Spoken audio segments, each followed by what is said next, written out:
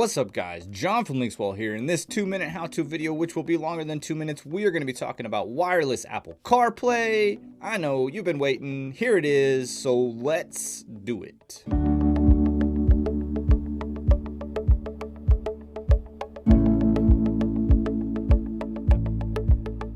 Alright guys, so like I mentioned, wireless Apple CarPlay. So if you're an Android person, I already have a video on how to do wireless Android Auto as well as wired Android Auto. You can find that on our channel. And if you're an Apple guy, maybe you have a Gen 4, or maybe you just still want to do plug-in Apple CarPlay, I do have a video on that as well already, but I'll give you these little tidbits. One, you want to make sure you're using the USB that says phone link. Apple requires a certain handshake to happen, and that USB is the only one that's going to do it.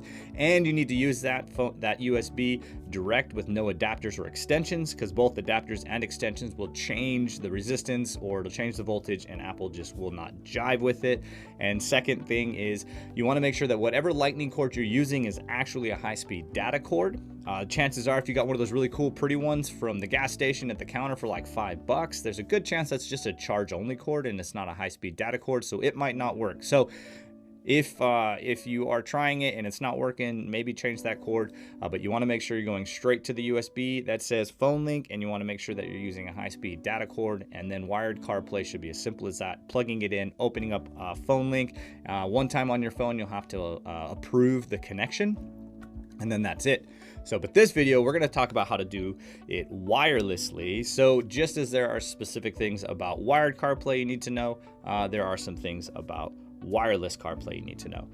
So same thing as Android Auto. Wireless CarPlay, wireless Android Auto both use the Bluetooth and the Wi-Fi connections to do its data and audio transferring. So what that means for us specifically, being Android radios, is you're not going to be able to have the radio tethered to internet and wireless CarPlay, because there's one Wi-Fi chip, and the Wi-Fi chip is either going to be connected to the internet, or the Wi-Fi chip is going to be connected to your CarPlay or Android device, or Auto Android device wirelessly. It can only do one or the other. Now, you may think, well, why doesn't other radios do that? It's because other radios don't actually go on the internet. So their Wi-Fi chip is only for wireless CarPlay or wireless Android Auto. For us, our chip does multiple things, so it's just kind of the short side of things. Now, you can do both if you introduce like a third-party part, like if you were to get like an AutoKit dongle that has a Wi-Fi chip in it. That one there you'll be able to do,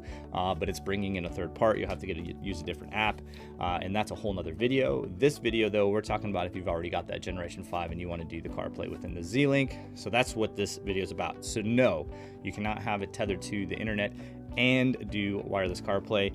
It will be one or the other. You just have to decide at the time which one you want to do.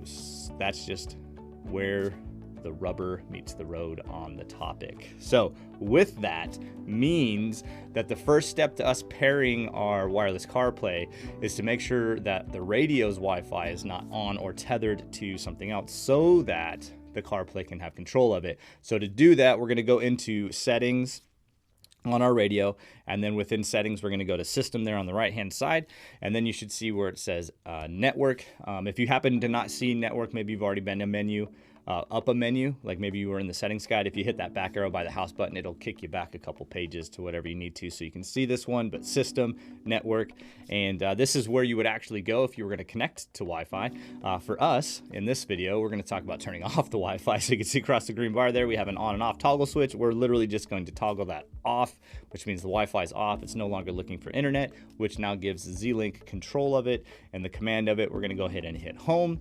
Now, if you have Gen 5 and you have the new UI you're showing, the modern UI, you'll have the boxes, and so you'll have to either swipe to the right to find Bluetooth or grab Bluetooth icon across the bottom.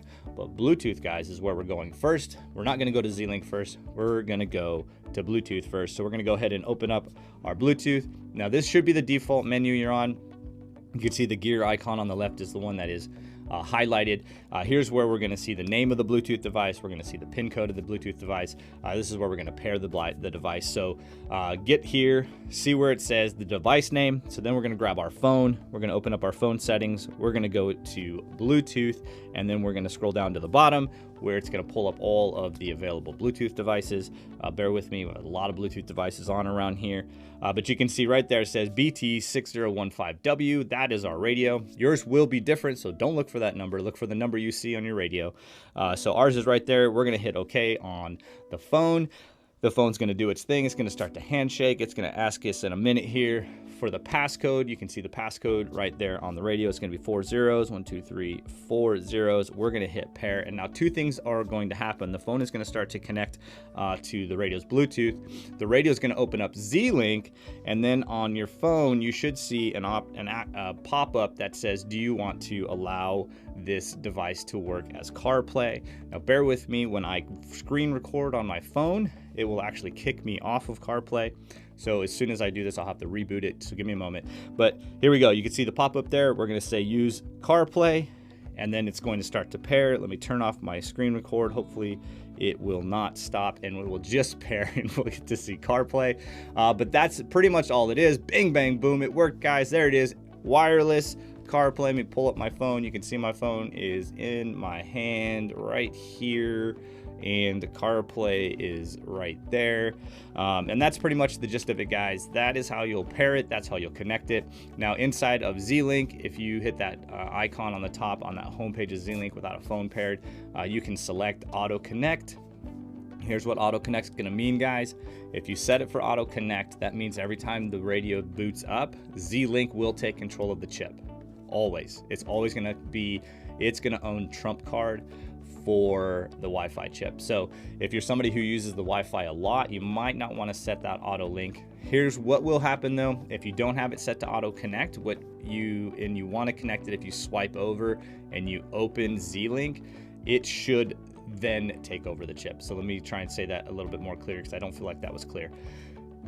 If you don't have it set to auto run, so that every time you boot up the radio, it automatically pairs, because you want to use Wi-Fi sometimes, all you would have to do is open up Z-Link, and upon opening up Z-Link, Z-Link trumps the radio and will take over the Wi-Fi chip and connect. So you won't have to go through all of these processes to do it if you're going to be the guy that wants to use the Wi-Fi. I really hope I explained that right. It's still kind of confusing in my head, but that's pretty much how you connect your wireless CarPlay, guys. It's as simple as that. Pair the Bluetooth, say it's okay, and then bing, bang, boom, you have wireless CarPlay on your Generation 5T style. Hope that is a helpful little tutorial, and we will see you guys in the next video.